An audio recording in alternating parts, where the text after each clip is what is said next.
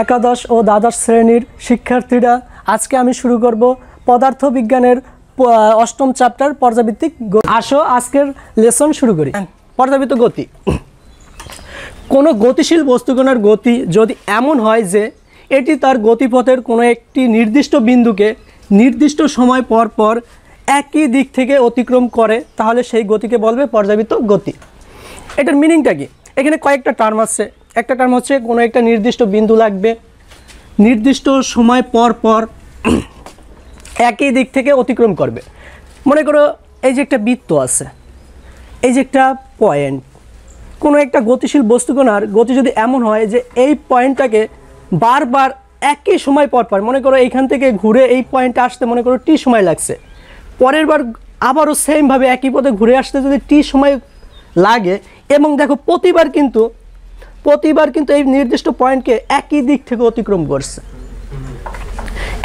থেকে অতিক্রম করছে এবং নির্দিষ্ট সময় পর পর।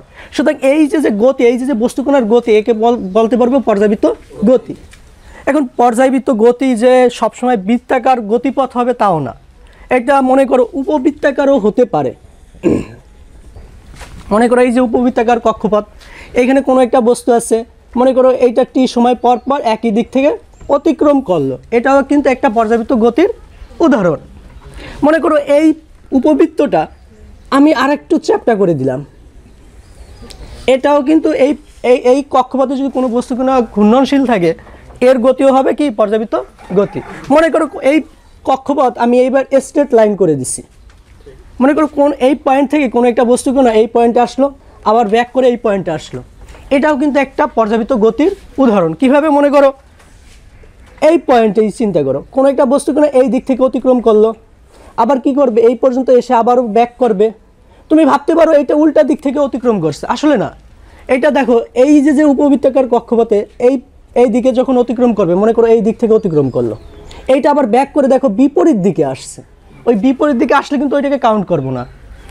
দেখো এই পয়েন্টকে এইখান থেকে যদি কোনো বস্তুকণাকে ছাড়ো, এই পয়েন্টকে এই দিক থেকে অতিক্রম করবে, আবার ফিরে আসবে, ফিরে আসার পর দেখবা আবারও এইখানে আসার পর আবারও একই দিক থেকে নির্দিষ্ট সময় পর পর অতিক্রম করছে। এই গতিকেও কি বলতে পারবো? পর্যাবৃত্ত গতি। এখন পর্যাবৃত্ত গতি বৃত্তাকার হইতে পারে, উপবৃত্তাকার হইতে পারে, সরল রৈখিকও হতে পারে।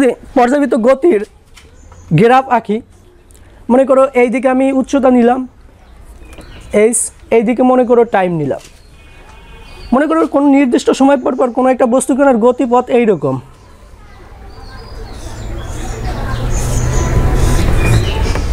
দেখো মনে করো এইখান থেকে এই পর্যন্ত কোনো একটা বস্তুকে আসতে টাইম লাগছে টি, এইখান থেকে এই পর্যন্ত আসতে টাইম লাগছে মনে করো টি।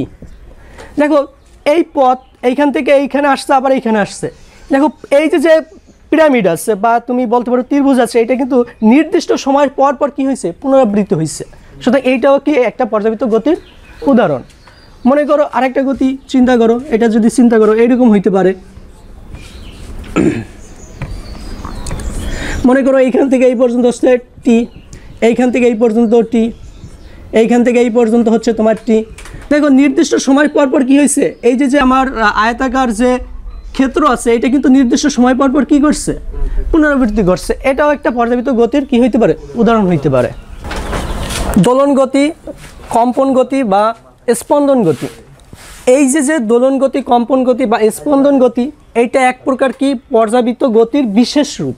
মানে এই যে দোলন, কম্পন বা স্পন্দন গতি, এটা কিন্তু পর্যাবৃত্ত গতি থেকেই আসছে।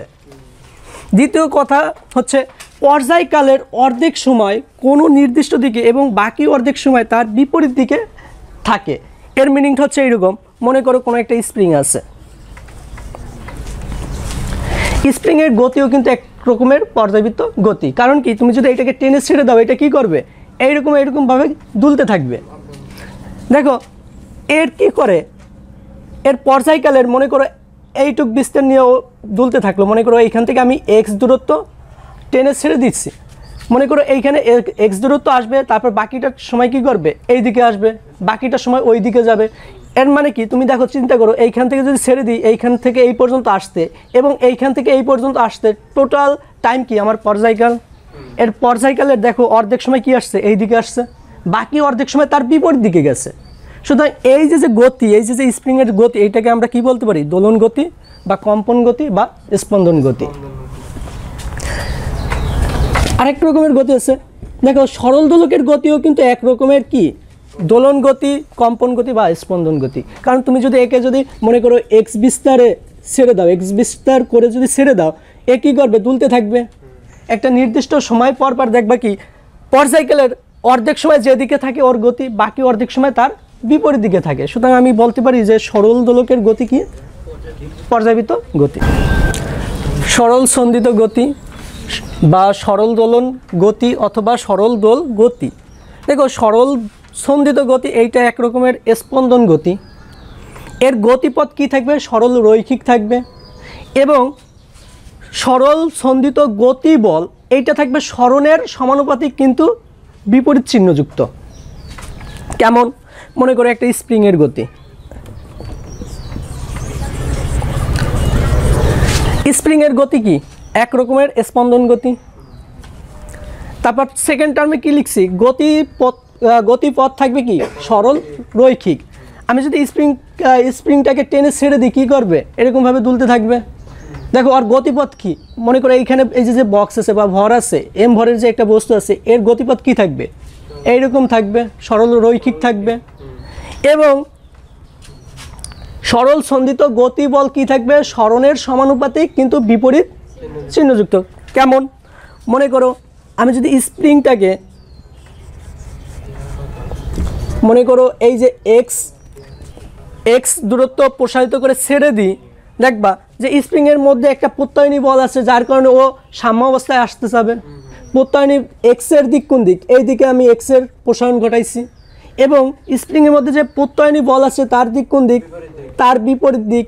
দেখো যত তুমি প্রসারণ ঘটাবা ততই কি আসবে? প্রত্যয়নী বল আসবে, কিন্তু দিক কি? একে অপরের বিপরীত দিকে। সুতরাং এখানে কি আসবে? একটা মাইনাস আসবে। তো সুতরাং বলতে পারি যে স্প্রিংয়ের গতি কি? এক রকমের সরল সন্ধিত গতি। কিন্তু বলতে পারবা সরল দোলকের গতি সরল সন্ধিত গতি বা সরল দোলন গতি হবে কিনা? কি বলছি? সরল দোলকের গতি সরল দোলন গতি হবে কিনা? দেখো এইটাকে যদি চিন্তা করো, আমি মনে করো এইটাকে এক্স বিস্তার করে ছেড়ে দিচ্ছি, বিস্তার হচ্ছে এক্স। এ কী করবে? যে এই যে বক্রপথে এইরকম কি থাকবে? দুলতে থাকবে। দেখো এর ক্ষেত্রে যদি চিন্তা করো, এর দেখো সরল সন্ধিত গতি বল কোন দিক? আমি যদি এক্স দূরত্ব করি, সরল সন্ধিত গতি বল থাকবে হচ্ছে তোমার সাম্যাবস্থার দিকে এবং সরণের কি? বিপরীত। এই টার্ম ঠিক আছে, কিন্তু দেখো সেকেন্ড টার্মে কি লিখছি? গতিপথ কি হইতে হবে? সরল রৈখিক হতে হবে। কিন্তু এই যে দেখো সরল দোলকের গতিপথ কি সরল রৈখিক? একটা বৃত্তাকার এইটাকে কি ধরা যায়? একটা বৃত্তচাপ ধরা যায়। সুতরাং এর গতিপথ কিন্তু সরল রৈখিক না। সুতরাং আমি বলতে পারি যে স্প্রিংয়ের সরল দোলকের গতি সরল দোলন গতি হবে না, তো গতি হবে না। কিন্তু বিশেষ কোনো রুল অ্যাপ্লাই করে আমি পেন্ডুলামের গতিকে সরল সন্ধিত গতিতে পরিণত করতে পারবো। কেমন? মনে করো কোনো একটা পেন্ডুলামের বিস্তার আমি খুবই সামান্য পরিমাণ ঘটাইছি, মনে করো এর বিস্তার খুবই সামান্য, তখন দেখবা এর যে গতিপথ আছে এটা কিন্তু একটা স্ট্রেট লাইন ধরা যায়, মানে সরল রৈখিক ধরা যায়। সুতরাং সেই কেসে আমি বলতে পারবো পেন্ডুলামের গতি কী হবে? সরল সন্ধিত গতি। কখন? যখন এর বিস্তার মানে আমি খুব অল্প যখন এর বিস্তার কি হবে? খুব সামান্য পরিমাণ হবে, তখনই বলতে পারবো যে পেন্ডুলামের গতি কি হবে? সরল সন্ধিত গতি। সরল সন্ধিত গতির অন্তর্কলন সমীকরণ। সরল সন্ধিত গতি বল কি হবে? সরণের সমানুপাতিক হবে কিন্তু বিপরীত চিহ্নযুক্ত হবে। সুতরাং আমি যদি এইটাকে এফ ইকুয়াল টু কী লিখতে পারি? মাইনাস কে এক্স লিখতে পারি। কে হচ্ছে হলো সমানুপাতিক ধ্রুবক। দেখো মনে করো কোনো একটা বস্তু, এম ভরের কোনো একটা বস্তু সরল সন্ধিত গতিতে আছে। মনে করো এ কী করবে? একটা নির্দিষ্ট বিস্তার নিয়ে কি করবে? দুলতে থাকবে। মনে করো এই যে বস্তুটা এইখান থেকে নির্দিষ্ট বিস্তারে, মনে করো বিস্তার হচ্ছে নির্দিষ্ট বিস্তারের মধ্যে কি আছে? সরল সন্ধিত গতিতে আছে। সুতরাং এর জন্য আমি লিখতে পারি m ইন্টু এর ত্বরণ f মাইনাস কে এক্স, এর কি লিখতে পারি minus K X by M,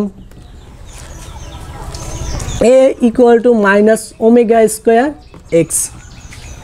এইখানে ওমেগা স্কোয়ার হচ্ছে কি K by M, K by M. এইটার প্রুফ আমি পরবর্তী ভিডিওতে দেখাই দেব।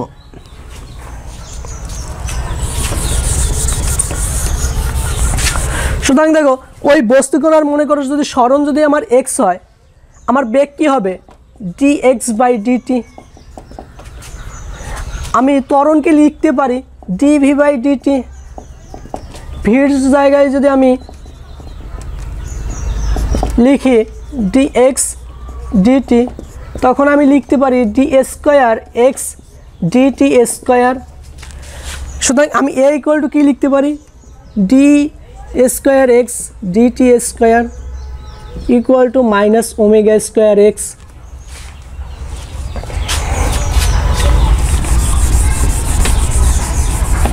সুতরাং এইখান থেকে আমি লিখতে পারি d square x DT square plus omega square x equal to 0। এইটাই হচ্ছে কি আমার সরল সন্ধিত গতির অন্তর্কলন সমীকরণ। এফ ভার্সেস এক্সের গ্রাফ। দেখো এফ ইকুয়াল টু কী ছিল মাইনাস কে এক্স, এটা যদি করি এফ ভার্সেস এক্সের গ্রাফ হবে মূলত এম ইকুয়াল টু এম এক্সের গ্রাফ। কেন এইখানে এম হচ্ছে কি, এম হচ্ছে হলো ঢাল, ঢাল কত হচ্ছে মাইনাস কে। আমরা জানি ঢাল পজিটিভ থাকলে আমার গ্রাফ আসে কেমন এইরকম, আর যদি ঢাল নেগেটিভ থাকে তখন আমার গ্রাফ আসে এইরকম। সুতরাং এইটা হচ্ছে এম যখন কি থাকবে পজিটিভ থাকবে, আর এইটা হবে এম যখন কি থাকবে নেগেটিভ থাকবে। চিন্তা করো এখানে ঢাল কি আছে মাইনাস কে এক্স আছে, সুতরাং এখানে কি আছে নেগেটিভ আছে, সুতরাং আমার এর গ্রাফ আসবে কি এই টার্মটা আসবে না, তখন আমার এর গ্রাফ হবে মূল বিন্দুগামী স্ট্রেট লাইন, এইরকম গ্রাফ আসবে। সুতরাং আমি লিখতে পারি এই ওয়াই অক্ষ বরাবর এফ থাকলে এবং এক্স অক্ষ বরাবর এক্স থাকলে সুতরাং এর গ্রাফ আসবে এইরকম। এ ইকুয়াল টু কী লেখা যায় omega square minus omega square x. দেখো এর গ্রাফটা আমি যদি ওয়াই অক্ষ বরাবর এ নিই, সুতরাং এর গ্রাফও কিন্তু ওয়াই ইকুয়াল টু এম এক্সের গ্রাফ।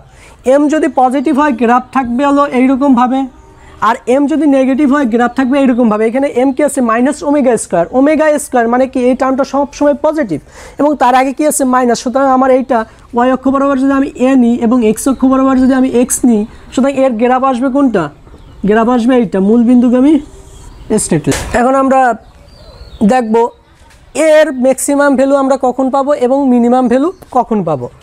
মনে করো কোনো একটা বস্তু এম ভরের কোনো একটা বস্তু আছে, এ মনে করো এ বিস্তারে সরল সন্ধিত গতিতে আছে, মনে করো এইটুকু হচ্ছে এই বিস্তারে কী করবে গতিশীল থাকবে, সুতরাং এই পরিমাণ এদিকেও আসবে। সুতরাং এই যে বস্তুকণা কী করবে এখানে সরল সন্ধিত গতিতে আছে। মনে করো এখানে একটা স্প্রিংও ধরতে পারো, মনে করো স্প্রিংয়ের মাথায় একটা ভর আছে ও সরল সন্ধিত গতিতে আছে। দেখো এক্স হচ্ছে কি আমি জানি এ ইকুয়াল টু কি omega square x minus omega square x. X হচ্ছে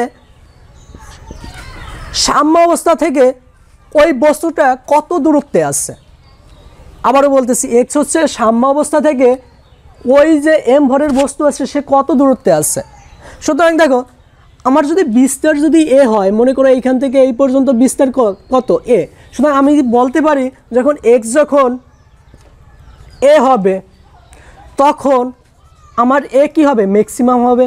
সুতরাং ম্যাক্সিমাম ভ্যালু কি মাইনাস ওমেগা স্কোয়ার এ। এক্সের এর মান ম্যাক্সিমাম হবে যখন এক্স ইকুয়াল টু কী আসবে এ আসবে, আর এক্সের মান মিনিমাম পাবো যখন এক্স ইকুয়াল টু 0 মানে যখন বস্তুটা কী অবস্থানে আছে সাম্য অবস্থানে আছে, তখন আমি এক্স ইকুয়াল টু কী লিখতে পারি 0 লিখতে পারি, তখন আমার এর মান কী আসবে মিনিমাম আসবে। M a minimum equal to লিখতে পারি 0, তখন আমার এর মিনিমাম ভ্যালু কত আসবে 0 আসবে। সুতরাং আমি বলতে পারি এটা যদি সাম্য অবস্থান হয় এইখানে এর মান কত, এর মান হচ্ছে এ মিনিমাম 0।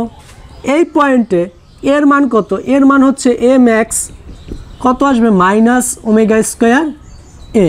এই পয়েন্টে আমার এর মান কত আসবে, এই পয়েন্টের মান আসবে A max equal to minus omega square A. আমরা জানি অন্তর্কলন সমীকরণ কত কি, D square x DT square plus omega square x.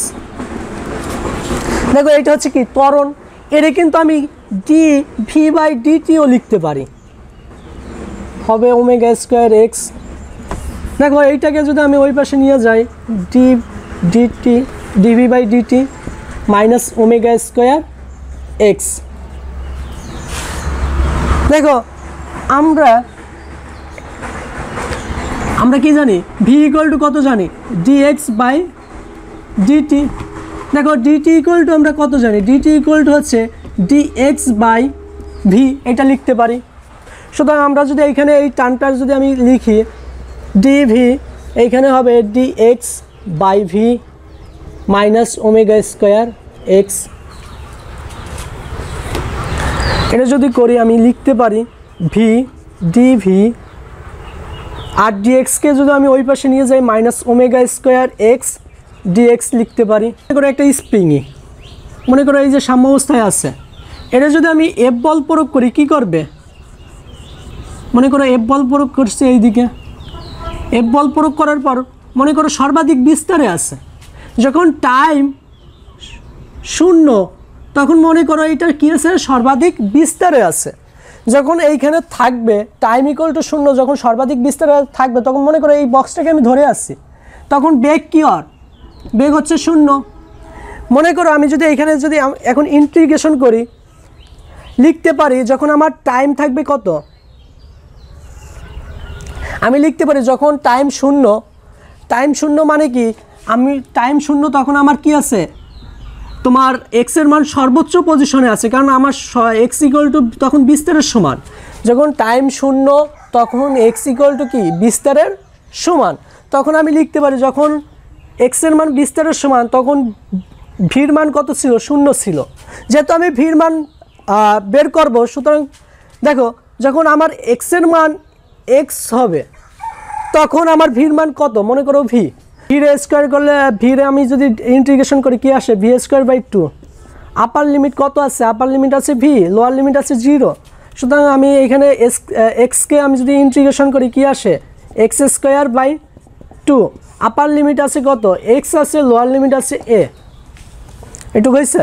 এখন ভির মান যদি এখানে আপার লিমিট বসাই v square by two, lower limit যদি এখানে বসাই শূন্য আসে, সুতরাং শূন্য আমি লিখলাম না, ওমেগা স্কোয়ার। এখানে আপার লিমিট বসাইলে X square by two, lower limit বসাইলে X A square by two আসে।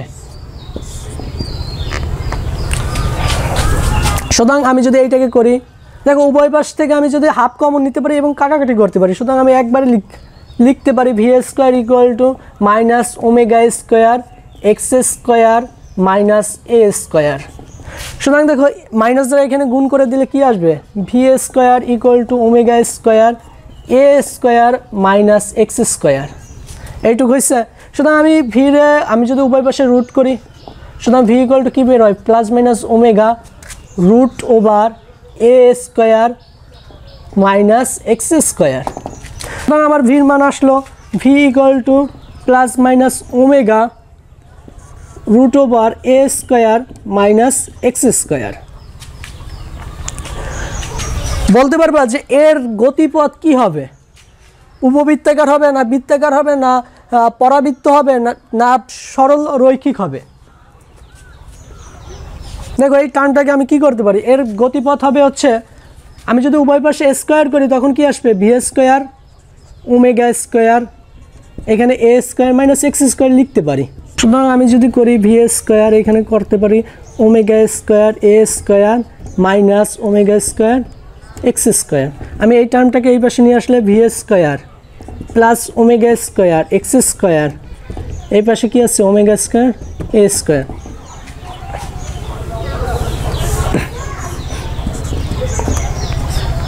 এইটাকে যদি এই পাশে ভাগ করি আমার কত আসবে, ওমেগা স্কোয়ার এ স্কোয়ার, ভাগ করছি উভয় পাশে ওমেগা স্কোয়ার এ স্কোয়ার দ্বারা কী করছি ভাগ করছি, সুতরাং এখানে ভাগ করলে কত আসবে x square omega square A square, আর এই পাশে ভাগ করলে ওইটা দ্বারা ভাগ করলে তো 1 আসবে। এইখানে লিখতে পারি ভি স্কোয়ার ওমেগা এ তার হোল স্কোয়ার, এইখানে লিখতে পারি x square by a square equal to 1।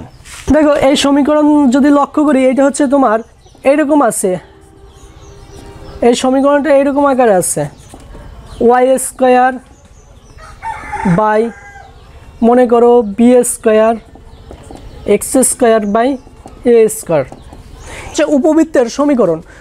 এখানে উপবৃত্তের এটা হচ্ছে কি উপবৃত্তের সমীকরণ, সুতরাং দেখো এটার সাথে মিল আছে, সুতরাং আমি বলতে পারি বেগ বনাম ভি বনাম এক্সের গ্রাফ কেমন আসবে, একটা উপবৃত্ত আসবে, এটা হচ্ছে উপবৃত্তের সমীকরণ। সুতরাং এক্স ভি ভার্সেস এক্সের গ্রাফ আসবে কি একটা এরকম উপবৃত্ত আসবে, কি আসবে একটা উপবৃত্ত আসবে, এরকম একটু চাপা থাকবে। এটা কিসের সমীকরণ, একটা উপবৃত্তের সমীকরণ।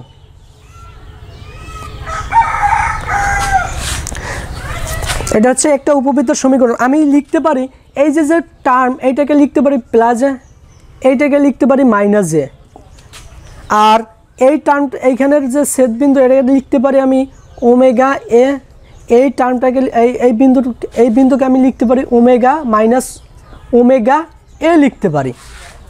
কিভাবে দেখো এই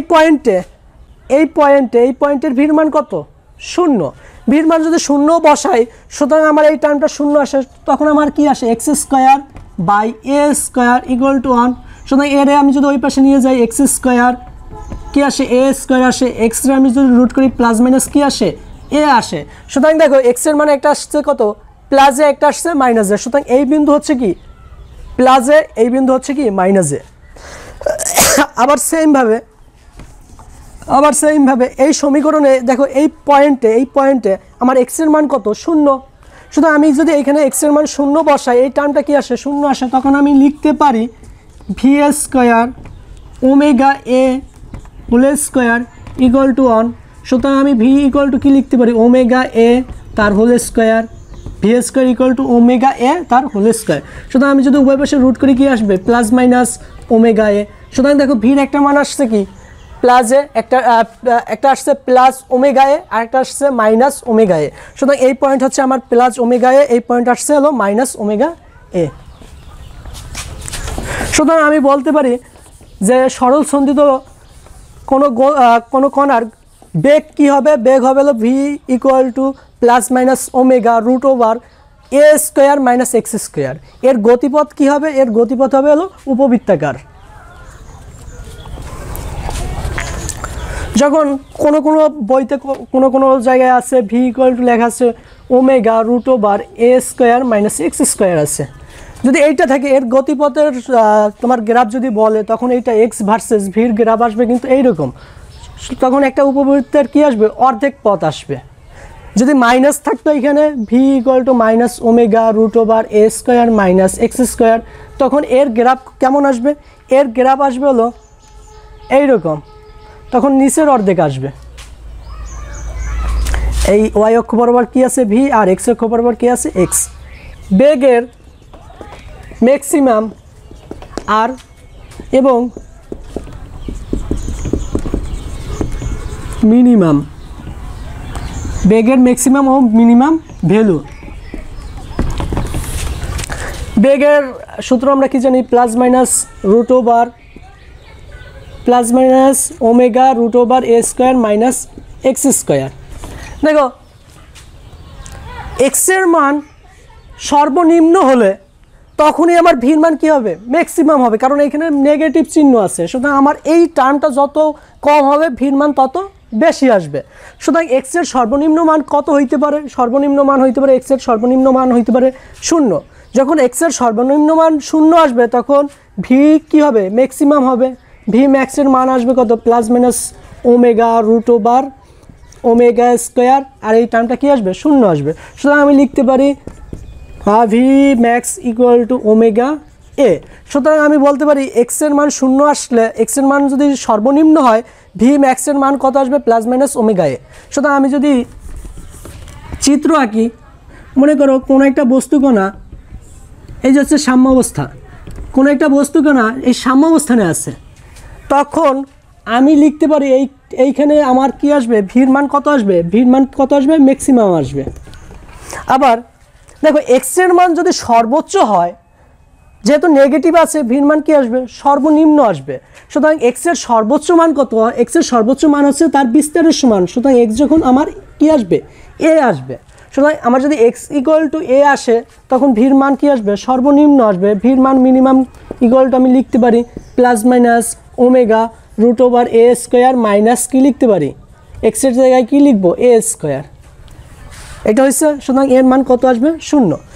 সুতরাং আমি বলতে পারি যে সর্বাধিক বিস্তারে ভির মান কত, 0। এইটাই হচ্ছে তার মিনিমাম মান। সুতরাং আমি এইখানে ভির মান কি আসবে, মিনিমাম আসবে। মিনিমাম মান কত, 0।